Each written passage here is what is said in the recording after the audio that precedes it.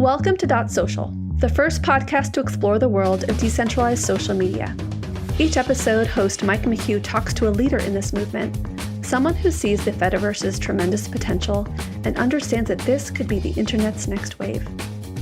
Today, Mike's talking to Ryan Barrett, a software engineer who became a main character in the Fediverse when he built a bridge to connect Bluesky, which uses the AT protocol, to Mastodon and other platforms using the ActivityPub protocol. Ryan wanted to advance the Fediverse's promise of interoperability, but his work ignited a firestorm, revealing learnings, lessons, and insights discussed today. We hope you enjoy this conversation. Ryan Barrett, welcome to Dot Social. It's so nice to have you here. Thank you, Mike. I'm excited to be here. I love what you all have been doing with the podcast. Well, you recently talked about ways to bring Mastodon and Bluesky together into one coherent network, one experience, which, of course, we've been talking about the Fediverse or the social web as being, that's exactly what we're trying to do here, right? Collectively, we're trying to create an open model for social networking where people can connect with each other regardless of the systems that they're using. And tell us a little bit about, your approach to bridging disparate social networks. I have been kind of doing, hobbyist side projects, social network bridging and conversion between different formats and networks for a while. So when I first started using Facebook, I don't know if this was 2004, I don't know.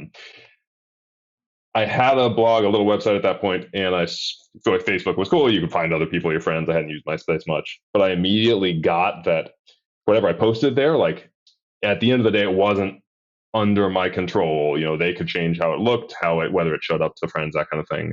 And this was not a special insight. Lots of people were thinking about this before me.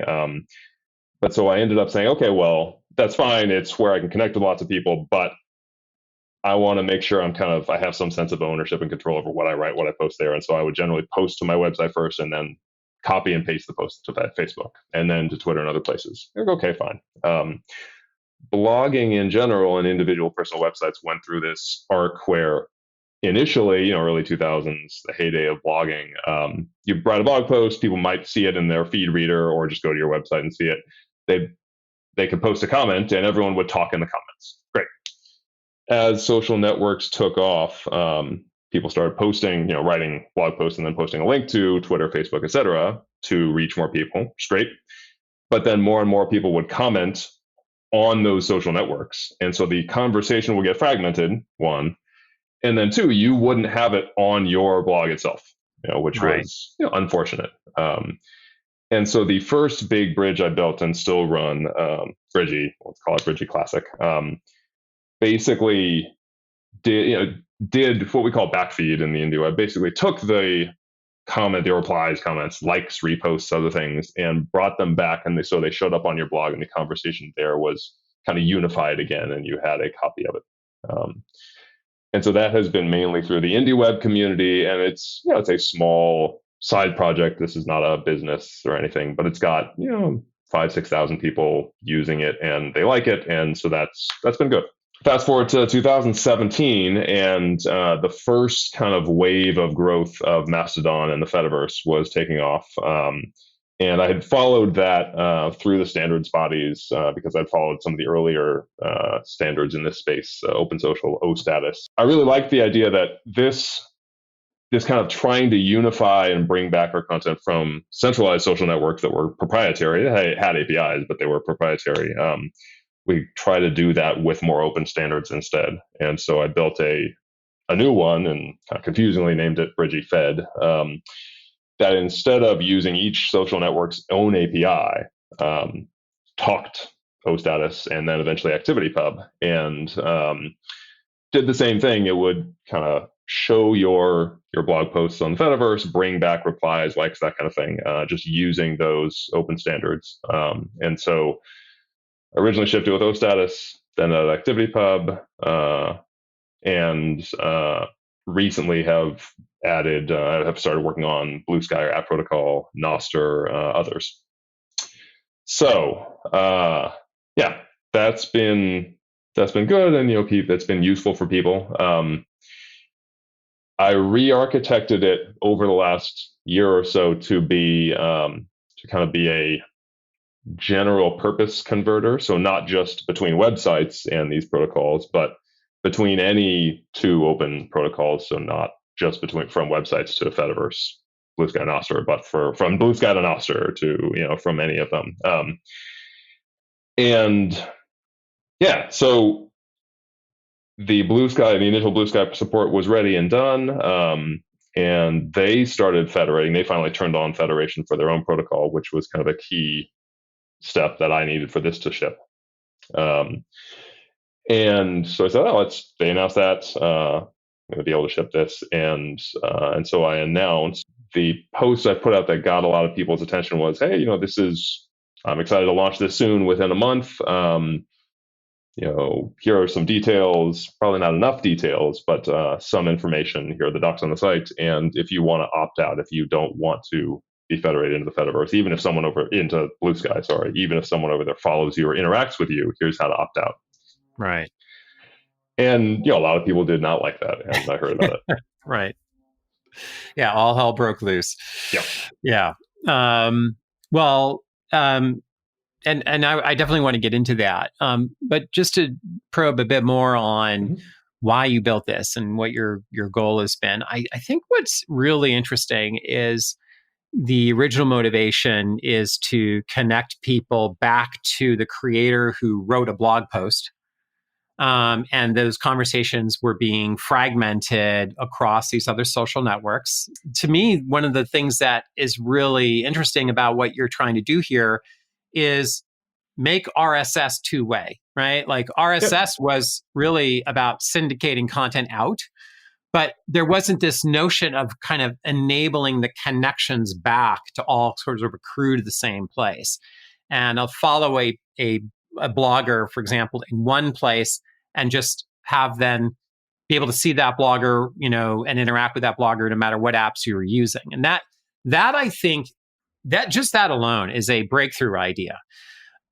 Right. Yeah, that's absolutely true. And I would say the idea of making RSS two-way, there were a lot of other smarter people thinking about that than me. I think the indie web community with my web mentions and microformats is one great, pretty fully fleshed out pass at this, where you can reply, repost across websites. We have that working for events and RSVPs and tons of different semantics between individual websites. And Bridgy Classic kind of really piggybacks on those, microformats and web mentions, those standards. Well, okay. So then when you announced the bridge to Bluesky, so tell us a little bit about what you experienced and, what the reaction was. Yeah. The short answer was there was a big backlash and lots of people didn't like it and told me so pretty colorfully. I think there were, I've heard it broken down into two buckets, which I think makes sense. One is for at least one big constituency in the Fediverse, consent is a core principle for them. If you have a bot and you're going to do something with my posts or follow me or whatever, we've seen this done with search engines in the Fediverse. Because it's decentralized, there's no single unified directory or search engine, and people have built these, but other people in the Fediverse kind of feel very strongly that they should be opt-in. You shouldn't go grab everyone's profiles and data unless they say you can. And so, there was a big chunk of the people on the Fediverse who came from traditional centralized social networks and were mistreated or abused or harassed there. A lot of queer and trans people, but a lot of other people too, came over early, back well before 2020, and found a lot of it was just a smaller place. It was off to the side. It was less. The mainstream paid a lot less attention. Maybe didn't know it was there, and so they were able to bring over their communities and still socialize online and connect with each other, but not get harassed as much. And so I think they have seen that that's been good, and they really want to protect that. And that totally makes sense and is valid and right. And yeah, I get that. And one of the takeaways I think they've taken is this idea of kind of consent for any, for any new thing in the Fediverse. The other point I think that's also came up a lot. Much of the culture, or some of the culture, at least in the Fediverse, is pretty anti-corporate, and especially, we've seen this a lot with, there's been a lot of backlash against Threads, Meta's Threads, planning to federate. And also looking at Bluesky, where the origins of it came out of Twitter, and Jack Dorsey spearheaded some funding from Twitter.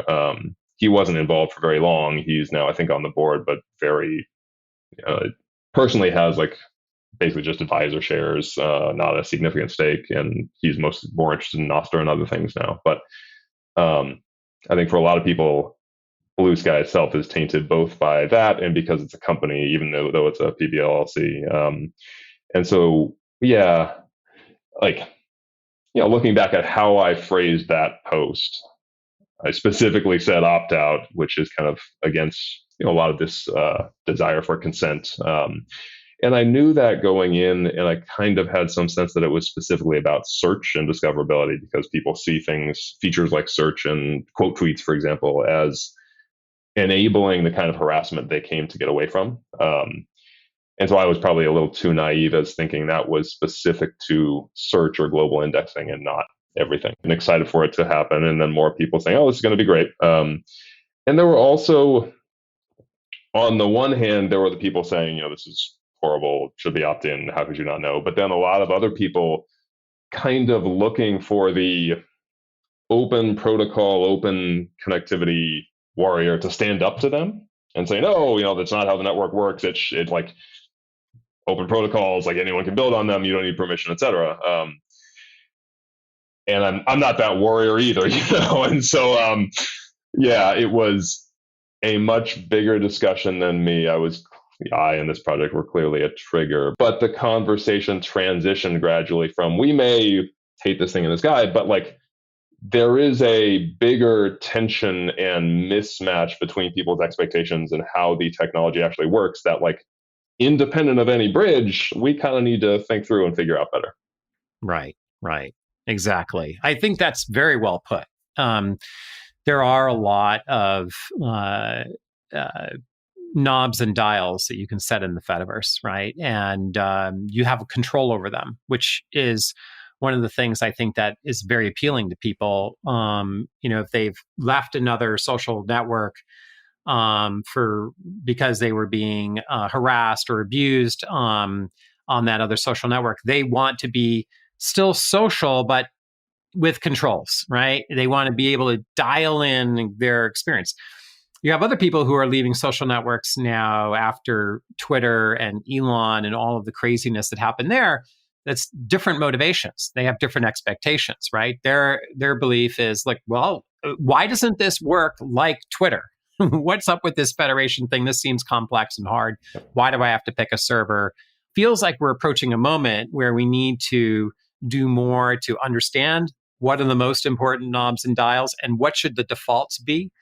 It might be such that, you don't have defaults that are the same for everybody across the Fediverse, right? There might be a certain instance that is inherently more protected, and the knobs and dials are set to don't bridge with anything else unless I opt in, don't let me be discovered unless I opt in, et cetera. To me, I think that's one of the beautiful things about the Fediverse is you have these controls. And there is a large amount of sensitivity, I think, that people have. And I was very impressed with the responses that you were giving back to people. I saw some of the threads that were happening when people were, concerned and vocally very, very, heavily saying how much against they were about this. But, I thought you did a good job at trying to sort of understanding why. What does this mean? And then how does this tie in with ActivityPub in general? Because the reality is ActivityPub is an open standard. Anyone can adopt it. There will be bridges built, whether you build it or someone else builds it. There's probably not a lot of people like you who would tolerate the sort of the reception, the negative reception that you got, and still proceed forward in a way that was acknowledging that and addressing it. So I think what you've done is opened up a new chapter for the Fediverse, right? Where now we have an option, we have a set of things to think about how we want to set these defaults and how do we enable these controls to not be overwhelming for new users. And it's a really interesting moment in time here. Yeah, I think you're absolutely right. And, I think a lot of these questions and debates were already bubbling, and, this it's probably added some fuel to that, which is maybe good if it's something we all need to figure out anyway. So yeah, no, thank you for all that.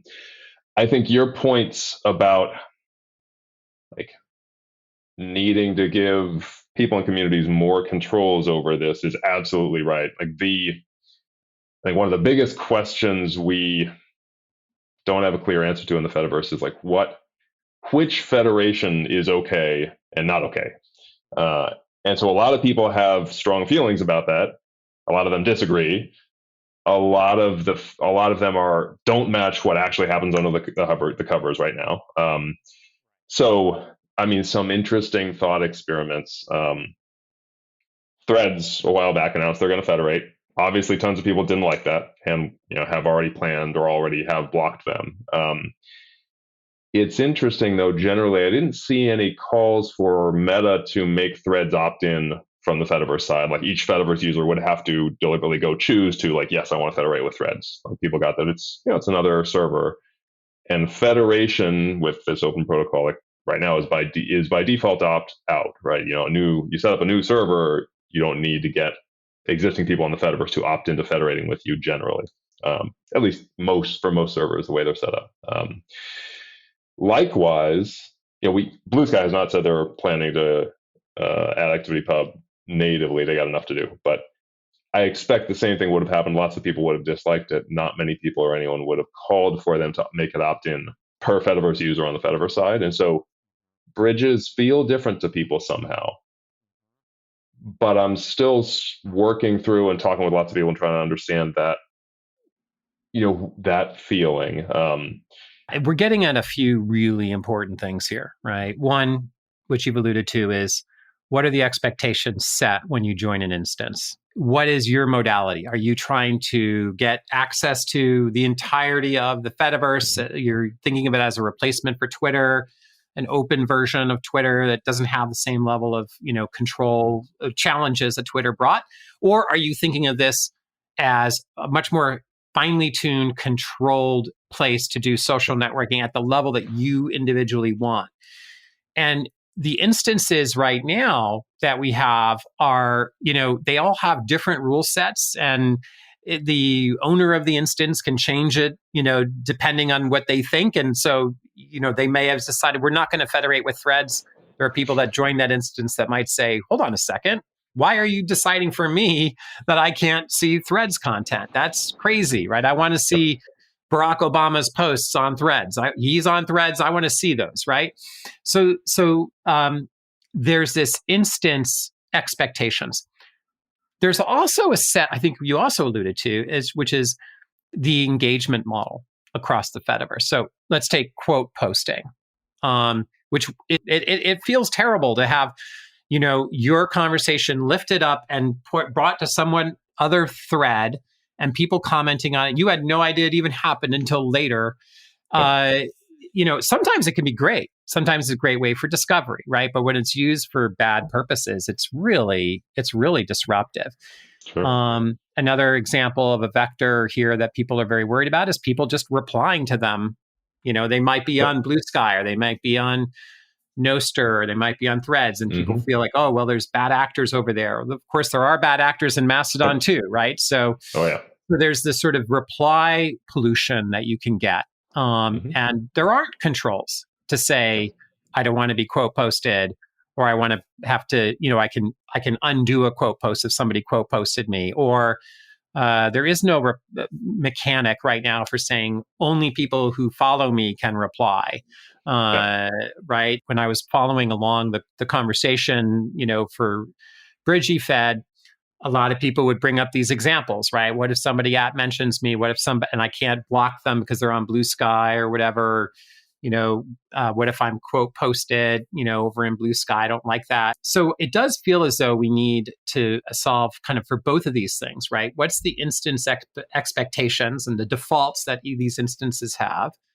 And then what are some things we can do to make these engagement models just inherently better so the attack vectors aren't so problematic? It's interesting in that, like, a lot of what we're describing that we want here, it's not like Facebook and Twitter have all of these features and we're way behind. Like, most of this, either the centralized social networks don't have, or it's relatively new. Yeah. A lot of what we want here, and I think this is good, is like we're thinking of a lot of ways to control your own experience or control your community's experience that are beyond what we had before. And that's great, right. Like, as it should be. Right. As someone building bridges between protocols, on the one hand, like, all of those things you can currently do on the Fediverse, you can absolutely do to someone, a person or a server bridge from another protocol. But protocols are different. A lot of those features kind of have to translate. And so there's a lot that I'm responsible for building something like this. And I think one of the biggest ones I think about is I need to make all of the safety and content moderation, et cetera, features on the Fediverse work, at least as well bridged with Bluesky as they do currently with native Fediverse, quote unquote native. And likewise for Bluesky users, like all the stuff they can do on Bluesky, like for Bluesky users, should work just as well across the bridge. And so that, that all takes work, and protocols are different. So it never maps perfectly 100%, but you need to make it map as well as possible, including those safety features. Yeah. What were people's reactions on Bluesky to all this? Yeah. Much less. I think maybe more people there had been following it, and so expected it. There were a few people who said, hey, this should be opt-in. It was much more positive in general. And I think, like a lot of rivalries, the Fediverse, much of the Fediverse, or at least some of the more vocal Fediverse, really hates Bluesky. Bluesky tends to be more amused at that and I think they're a lot less invested and care nearly as much. So like that dynamic came through in the reaction too. Yeah. Yeah. Because of course you're not just bridging protocols, right? You're bridging different kinds of communities, right? Yes. Which are not necessarily compatible, right? Yeah. And it's interesting because that is true inside the Fediverse itself. Like you were saying, I mean, there are, horrible instances on the Fediverse that are mostly defederated. When they're mostly defederated and the system's working, you forget that, they're still there. Like they're, again, depending on how you define the Fediverse, they're part of the Fediverse. You've just successfully kind of walled them off. It's interesting, like there is a range of culture within any network like the Fediverse that's big enough. But then there are meaningful culture differences between different networks. So Nostr is maybe a more extreme example where it's smaller, but it tends to be a more extreme version of like a lot of Bitcoin, a lot of them, the edgy, like free speech people. And so it's, there are definitely those cultural differences. So it's all fuzzy and complicated. Yeah, it is. It is interesting how people of different types gravitate to different platforms or protocols, right? Yep. If the vision is that at some point we're all going to be able to communicate with each other in ways that are controllable, that isn't dominated by any one company, so that it feels much more like a social web, we're going to have to figure out how to deal with these culture clashes and these sort of, abuse and attack vectors, spam. The thing that I would be, very concerned about, and I think I've seen a lot of people, voice similar concerns, is that in the name of, trying to prevent, problematic, users, we actually end up sort of shutting down everything and building a bunch of walls and end up not connecting with anyone, right? Yep. So to me, it's if you want to connect, if you want to build a social experience and you want to do that on an open protocol, i.e. anyone can use the protocol, Yep. you have to solve these very fundamental, things that we're talking about here in order to make that happen. Yep. And that's, I think, the thing that's really been fantastic about what you've illuminated, right? And you've got now incredible amount of feedback and experience to draw on from this most recent Bridgy Fed. So now what are you doing with Bridgy Fed? What did you decide to do? Yeah, so one of the big first steps I'm working on shipping right now and kind of starting to try with a few alpha testers is shipping the Bluesky or app protocol support for to bridge websites and blogs to Bluesky and federate them. I know that's going to start out in the indie web community. I know them more. They trust me more, and it will be a smaller user base. Sometimes a more technical user base, at least people who will try this out to begin with. And so I can get some experience there with federating Bluesky in production before I go on to turning on the Fediverse Bluesky bridge. And so yeah, that's one big thing I'm working on. The other thing I'm trying to work through, and I think a number of parts here I would love your feedback and ideas on, because you all have been, again, really thoughtful and deliberate about how you've been approaching kind of federating Flipboard.com, and I think I can learn a lot there. So the biggest change that I'd like to do so the reason I plans to make it opt out was for a bridge.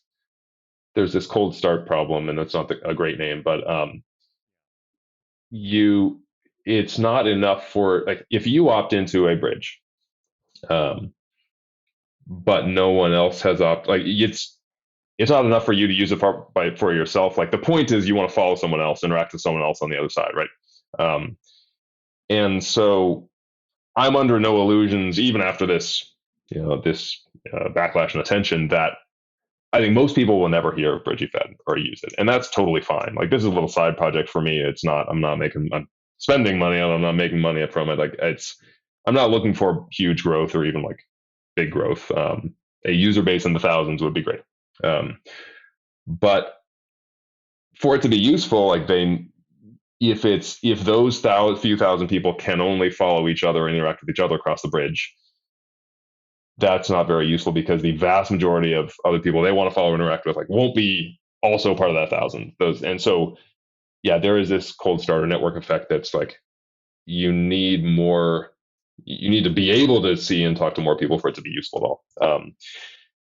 So there was someone who was part of the backlash saying, hey, this should be opt-in, who actually, there was definitely some constructive feedback, and I think his or their name was Keo, not sure, but they said, hey, like, make it basically, if you're worried about people not knowing it exists, like, okay, when someone tries to follow you across the bridge, just have it pop up a DM or some kind of prompt and say, hey, like, do you want to be bridged into Bluesky? Here are some impacts. You may show up in search indices depending, and here are some details. Then at least it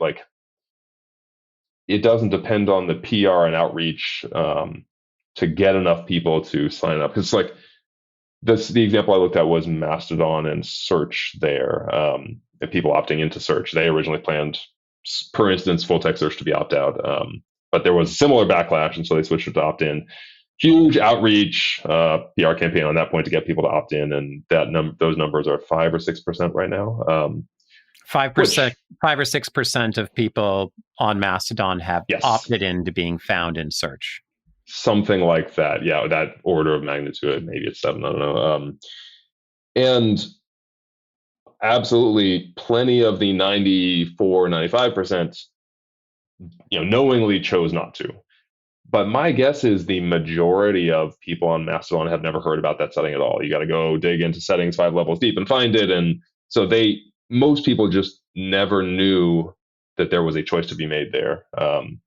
And you can't say what they would choose, but my guess is that number is small because most people have not heard of it, not because 95% of people knowingly chose to opt out, right? And so, yeah, this idea of discoverable opt-in, like put a choice in front of people when it's relevant, was great. And so we're working through that.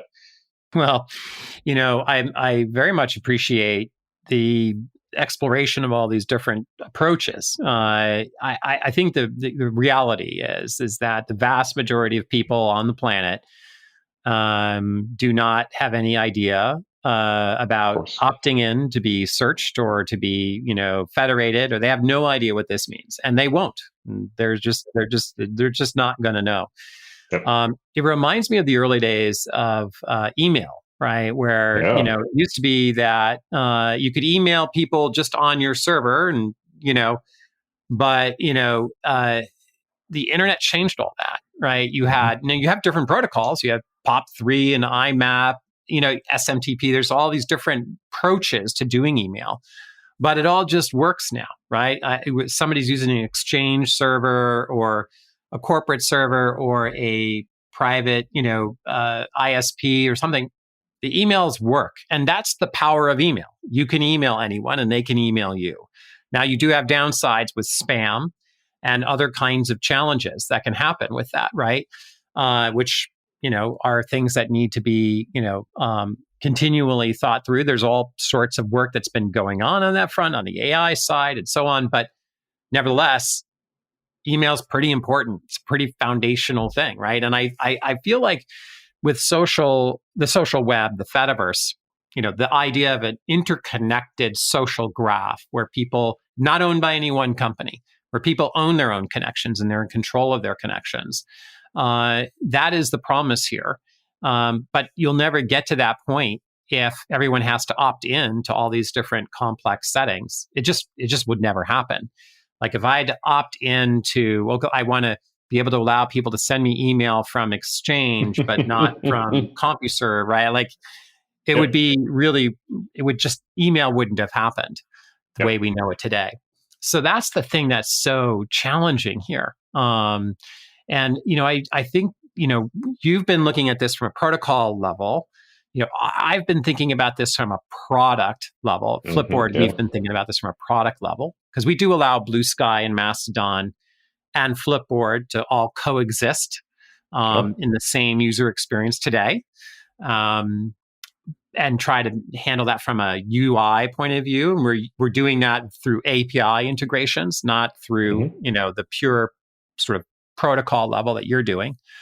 And we've run into similar challenges, but I do think this is something that I almost feel like there's like two really important movements that have to happen now. One, which is how do we protect ourselves, like collectively? How do we not allow quote posting challenges to happen? How do we not allow, people to mention us and spam us or threaten us? How do we decide, if I don't want to federate with something, what are settings I can do? How do we protect ourselves? And then there needs to be a separate discussion, which is how do we make this happen at a global level?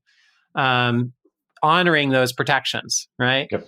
It's that intersection that's so important. And nobody's really, it doesn't feel to me like, unless you're aware of something that I'm not of, thinking at that kind of macro level right now. We're kind of all looking at it from just a very specific vantage point, right? I think you're right. There are more people thinking about it now. Again, early on, people came to the Fediverse, especially marginalized people who had been mistreated elsewhere and felt safer there and were safer. A lot of it was just because it was small, not because of any actual safeguards. And then the culture built up to try to defend that safety, which totally makes sense. I think social networking was stagnant for a very long time. 10, 15 years. There was Facebook and Twitter and Instagram and a few others, a few other big ones. But there were a lot of ideas around ads, like creator economy or influencers, but the product itself, like how it worked, how people interacted with each other, felt very stagnant. And in the last few years, especially since Elon and other stuff, it has felt like there's this new explosion of ideas and interest in experiments, trying different protocols, trying different things. I think there's always time and interest in kind of consolidating and unifying. But I love that now and recently. I mean, people have been trying a bunch of new stuff and not feeling obligated to do it all within some single standard, because sometimes it's just like you want to try a bigger jump than you can fit into the existing standard. And if it's going, through standards bodies and takes a year or 2 or 3, like sometimes it's just too slow. And so I think that is good and appropriate right now. I think one of the biggest examples is, like you said earlier, the Fediverse is very server-centric or instance or community-centric, and admins on your instance have kind of ultimate power in a bunch of ways. It's so server-centric that your server is literally part of your identity on the Fediverse. It's like Mike at flipboard.com, and so if you were to ever go somewhere else, and I think people get very excited about the idea of, you can, in the Fediverse, it's open, you can move to a different server and keep all your followers and et cetera. And it's kind of true, but follower migration is very limited, and especially across servers. Post migration mostly doesn't exist at all. And the key part is you have a different identity over on the other server because it's a different server in there, right? And so I love seeing people like Bluesky try things with that protocol where it has true identity portability across servers, among other things. The other hobby horse I have with that in the Fediverse is not just your identity is like your server is baked into your identity, but your server determines your functionality.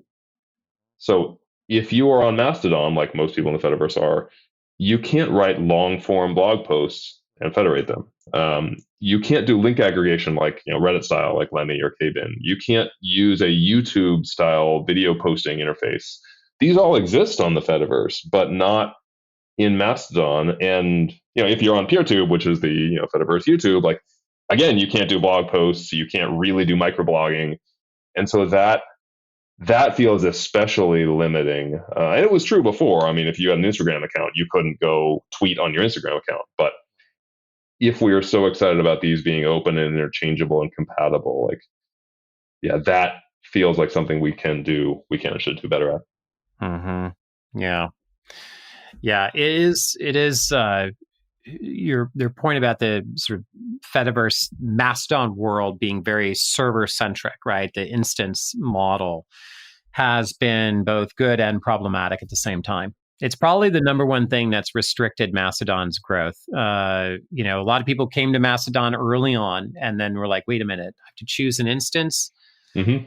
And that's not a hard question to answer for most people, or for a lot of people, but for a lot of other people, it is very confusing.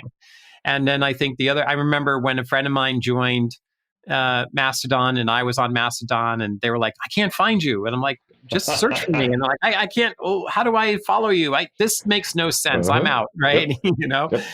And I do think that it's, Mastodon started out federated.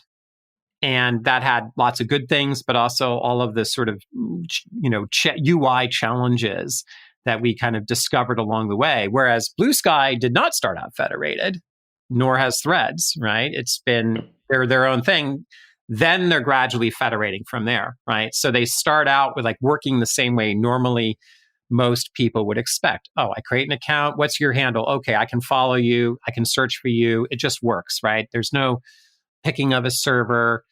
Eugene got a lot of blowback when he decided to make the default Mastodon.social, right, to help with this, alleviate this problem, right? For again, more of a everyday audience joining Mastodon, it's helpful when it's like, okay, great, there's a default server here.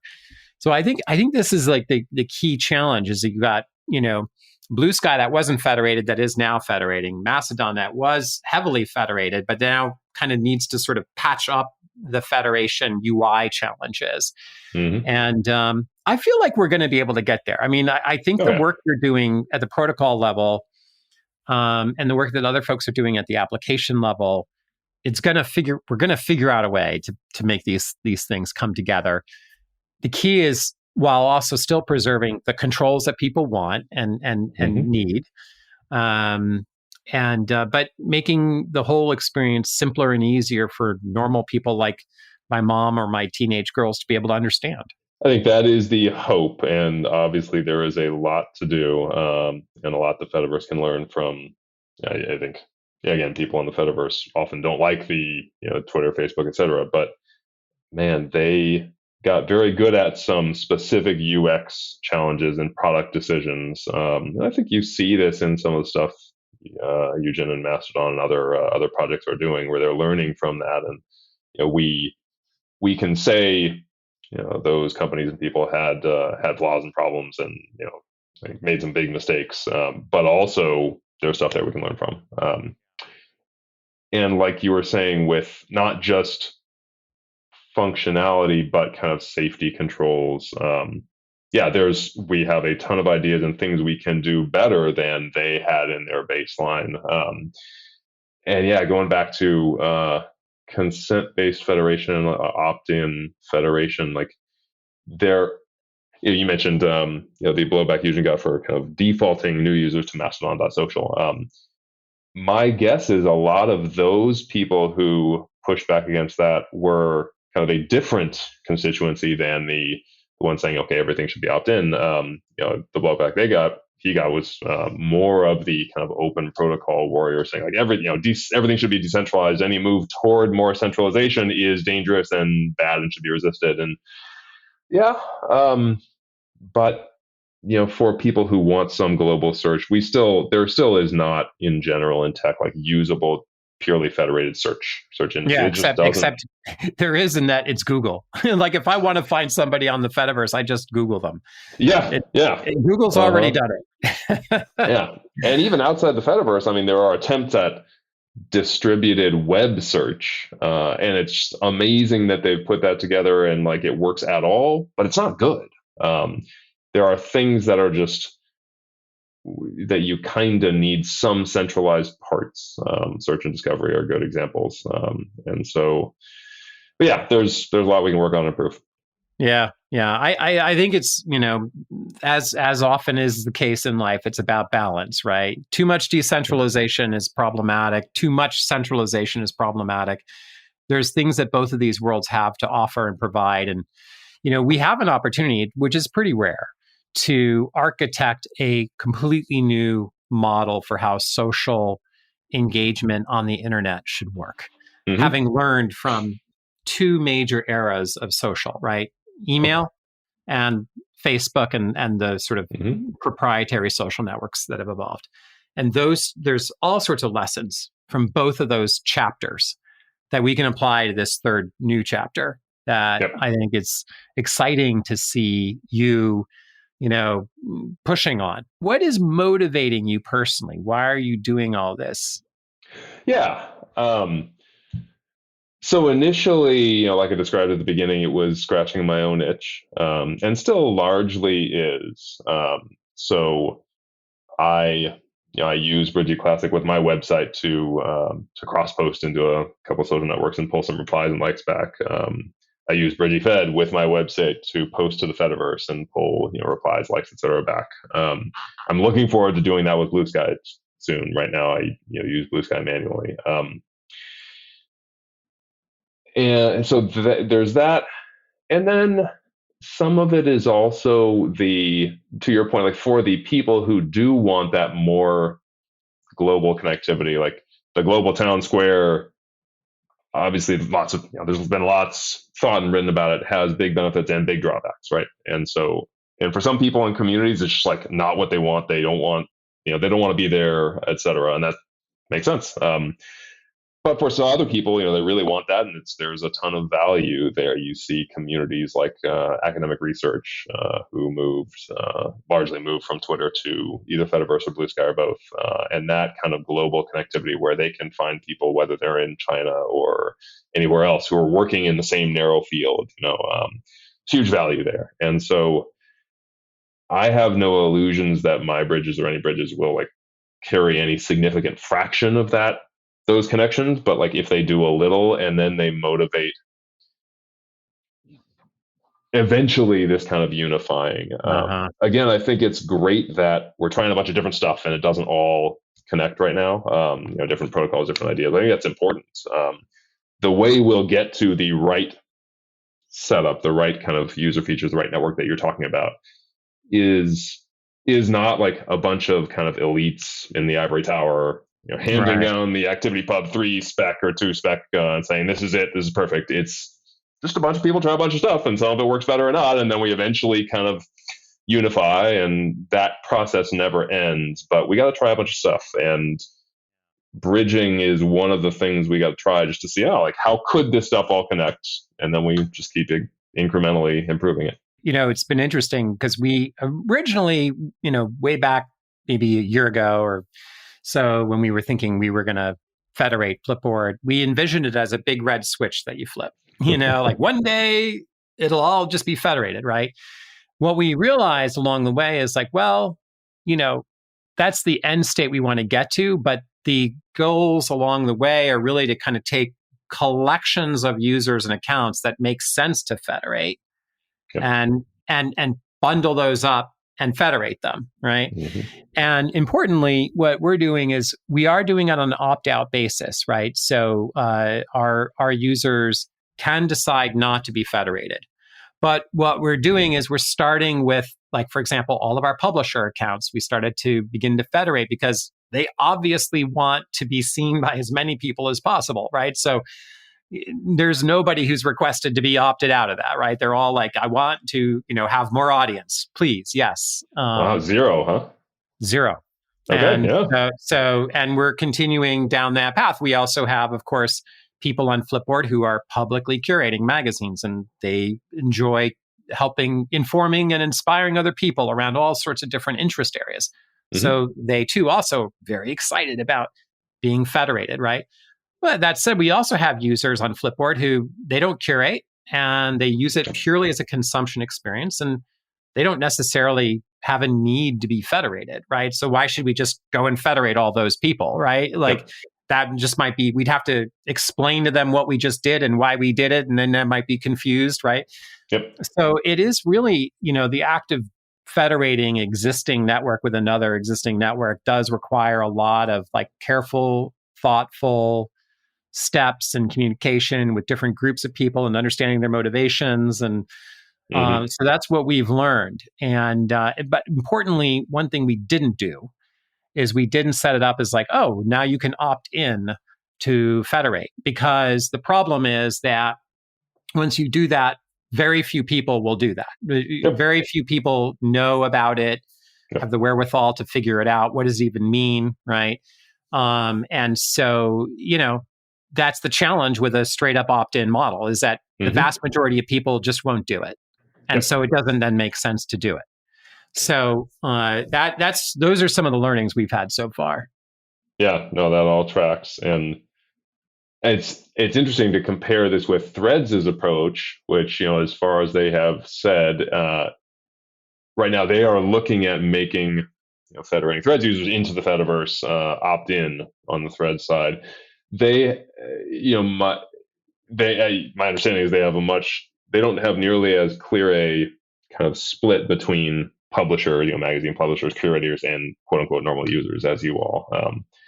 But yeah, it is interesting to see how different big existing communities are approaching this. The Threads guys, I think, are doing this in a very thoughtful, careful way as well, right? They're trying to not blow away the Fediverse with, literally 100 million users, right? And again, some of those users may want to be federated and some may not want to be federated. So they're dealing with a similar set of challenges that we've been thinking through at Flipboard. But I do think that there are again, it's understanding people's motivations, right? Are you here for the private experience? Are you here for the public experience? Do you value audience? Are you more public or are you more private, right? Are you right? And dialing it in. So it's not just a false choice of like, you're either federated or you're not. And there's no, there's nothing in between. You're all going to be treated the same, right? I think understanding that, what the defaults should be for different classes of users based on their motivations and how they want to do social networking is the key thing that we've learned. And once you figure that out, then it becomes a lot easier because, you'll just find that people inherently are like, oh yeah, that makes sense. Of course I want to be federated. Thank you for federating me. The expectation setting, dialing in the defaults based on the use case, the type of user that person is, I think is going to be really critical. I'm curious, do you see, so if I understand right, two of the key points on the spectrum, other than like you're federated, you're not federated. So you have defaults, you've defaulted publishers and curators to federated. Right. You may be not quite so aggressive on defaulting normal users to federated. Do you see other points on that spectrum? Yes. In fact, your concept of discovery opt-in is a really good one, right? So let's say you're a user on Flipboard. You do not curate. You think of Flipboard as a news reader. You're in what we call single player mode, okay? Well, that is great. And you can stay in single player mode. You don't have to be federated. But let's say you go to comment on somebody's post, right? Which, now you're commenting.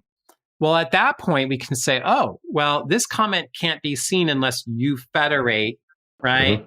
With the Fediverse. How we write that copy and that language, obviously, is something that has to really be thought through carefully, right? But that's the moment where we can say, hey, you're not federated, but you could be if you want to, right? And just push this button and now you can leave your comment for this person, right? The same may hold true for following, for example, right? You go to follow, President Biden, who is on Threads. Well, at that moment, we might say, okay, you haven't connected your account to the Fediverse, but you can. Here's what that means, right? So it is interesting. Yes, to answer your question, we are looking at these different moments rather than, again, it's not just a big red switch where everyone's just treated the same no matter what. And if you don't like it, so what? You can opt out, or the other way around. It's much more, trying to kind of like think through each different class of user and what their expectations are, and then try to sort of honor that and give them the settings. Again, our existing users who we are federating can decide to opt out, right? There is a switch because I don't want to be federated. And you can do that if you want. But our belief is that the vast majority of those curators are not going to want to do that, right? So that's the approach we've been taking so far. I would still say all that said, we still have a lot to learn, on all of this front. Yeah, I do envy you all and Threads that you each are kind of big instances, but you're a cohesive single instance, and you have enough control over your user, your UX, and the product, and the kind of the stack that you doing something like Discoverable opt-in or opt-out, like putting a prompt in front of one of your users, like you can do that, and it'll show up, and they can say yes or no, and you have a way to do that that's not public, and that's right. At the protocol level, it's fun engineering wise in a bunch of ways, but it's also limiting in a bunch of ways. Right, exactly. But I think that's, this is where, people who are working on apps and people who are working on protocol level stuff need to be collaborating, right? So because this is exactly, this should be something, when we put that prompt up, there should probably be some standard way of enabling that to have happened across, the Fediverse. And the other thing I'll sort of highlight here is the other major learning that we've had, and again, still learning about this, is the Fediverse itself, right? So you have the Flipboard users, but you also have the users in the Fediverse. And you have to immerse yourself in that realm and understand what those users care about. We're going to be guests in that Fediverse, right? We can't just like jam our Flipboard users into the world of the Fediverse and expect it all just to be cool.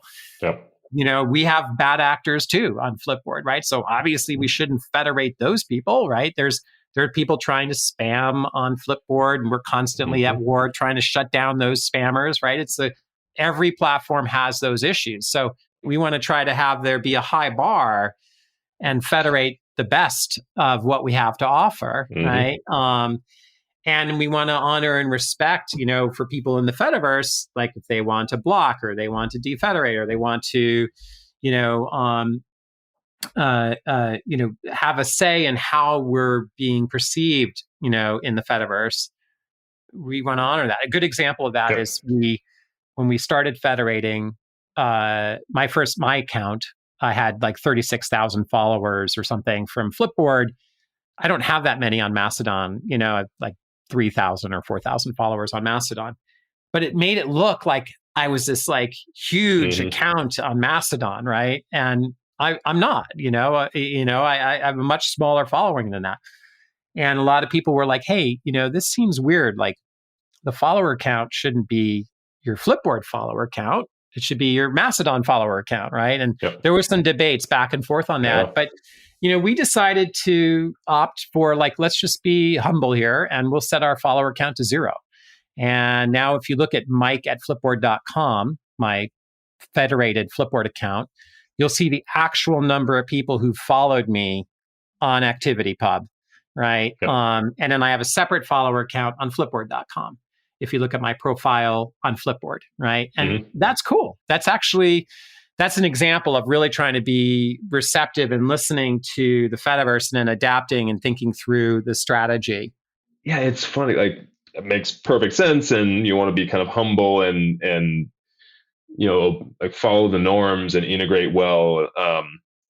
On the other hand, it's interesting when you think about like though doing that kind of thing, it does. I don't know if I have the word to describe this right. It does perpetuate this kind of division. Yeah. In the sense that like Flipboard will federate and it'll be, bidirectional federation is great. But then there is this bit of sense of like internal Flipboard is not the same as native Fediverse in these few ways. And so it comes back to the question we talked about of like, people have these strong feelings about which federation is okay or not okay and for who and how much to federate from different communities is okay and not okay. And it's people have these strong intuitions, but man, there's stuff that we're still trying to reconcile that I don't fully get yet. Yeah, it's hard. You know what, Ryan? I very much appreciate you calling that out because that is exactly the discussion we had, with folks in the Fediverse as well as internally. That is a challenge, right? What are the best practices here, right? Should you set the follower count to 0? What's the join date? The reality is that there should probably be a way of seeing the total number of followers you had that came from Mastodon and from Flipboard. And the follower count is actually multifaceted. There's not just one follower count to rule them all, right? Or there's a way to dig in. Same thing with the join date, right? There's probably some things like federated on this date, started this account on this date, federated on that date, right? There isn't that notion of a federated date yet. So these are the kinds of things that would be great to resolve. They're really small examples. The bigger ones, of course, are the quote posting, the at replies, the default settings for federation and bridging and so on. I think those are like profoundly important. Right? Like we don't want to perpetuate, as you say, that division between the networks. The goal is to try to create something more seamless. I mean, there were a number of good things that came out of that backlash to Bridgy Fed. This idea of Discoverable opt-in is one, but also the broader conversation of like, hey, lots of people kind of think this stuff works a certain way, and it, sometimes it doesn't under the hood. Different people expect different things about which federation is okay or anything else, and kind of reigniting some of those conversations. Like I would like to hope has been useful and helped. We'll see. I do believe it's been very useful. You've pushed folks outside their comfort zone. You've helped inspire some really important conversation. You're actively trying some real ideas out, and you're listening to feedback in ways that I think are incredibly productive, but you remain undaunted in the broader goal of like, let's connect let's do what we've been talking about. Let's build an open social web, right? Yep. And it's going to require all of us to be willing to be a little uncomfortable along the way, and sometimes be a little bit more humble, or a little bit more, push the ball forward a bit, more than folks might feel comfortable with. Finding that balance. It's hard, but it's worthwhile work. And I think you're going to be, have been, one of the really important contributors when we really have reached the social web. I think this chapter and the work you're doing is going to have been one of the really important pieces that got us there. Thank you very much. I should be so lucky. And likewise, I mean, you all have really been a model for how to, like, as a company with a product and existing community that's been around for 14 years, how to do this right. And so, we need a lot of different examples of, doing different things here and kind of figuring out how to make them work right. And we're all learning. So, thank you. Well, thanks so much for listening. You can follow Ryan's work and writing on his website at snarfed.org. That's snarfed.org. On Mastodon, he's at snarfed.org, at snarfed.org. And on Bluesky, he can be found at snarfed.org as well. You can follow Mike McHugh on Mastodon at mike@flipboard.social. Big thank you to our editors, Rosanna Caban and Anne Lay. To learn more about what Flipboard's doing in the Fediverse, sign up via the link in this episode's description.